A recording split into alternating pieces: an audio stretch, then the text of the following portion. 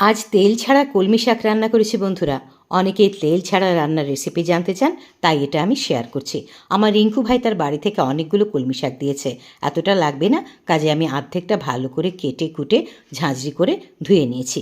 এবার একটা বড় কড়ার মধ্যে আমি জল গরম করেছি, দেবো একটুখানি খাবার সোডা, দেবো স্বাদ মতো নুন, তারপর দিয়ে দেবো কেটে ধুয়ে রাখা আলুগুলো দিয়ে দিলাম। একই সঙ্গে দিয়ে দেবো কলমি শাকগুলো দিয়ে আমি ঢাকা চাপা দিয়ে রাখবো 7-8 মিনিট।